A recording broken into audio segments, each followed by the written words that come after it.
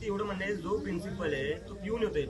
एक तर असा पिराडा प्रिन्सिपल कसं काय असू शकतो शाळेत? इथं लहान लेकरं लहान मुली असतात आणि कंप्लेंट करूनही जर त्यांना काढणं, जे तुमचे सिनियर अधिकारी आहेत त्यांना तुम्ही सांगा की असं असं आहे, गावकरी म्हणतायत की आंदोलनाला बसायचं. जर त्या प्रिन्सिपलला काढण्यात नाही आलं तर तो पिऊन येत आहे तिथे, त्यांना जर नाही काढण्यात आलं तर इथं गाववाल्यांसोबत मी आंदोलनाला बसायचं ना आपण सगळ्यांनी.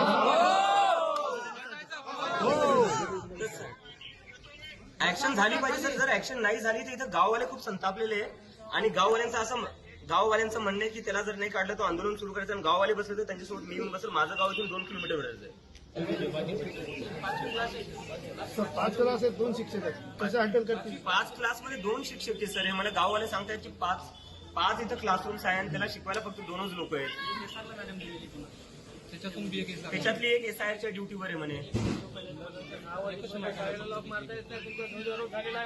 ही जबाबदारी कोणाची आहे सर? हे रोज झेंडा फडकवल्यावर संध्याकाळच्या 6 वाजेपर्यंत शिक्षकाला बसावं लागेल. पण मुख्याध्यापक तुमचा स्वतः पिऊन बसतोय ना सर. तुमचा मुख्याध्यापक स्वतः पिऊन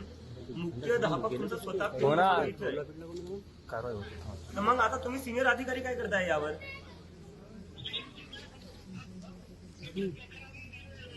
नाही, मला गाववाले सांगतायत तक्रारी दिल्या आहेत, ते मान्य, पण तक्रारीचं झालं काय?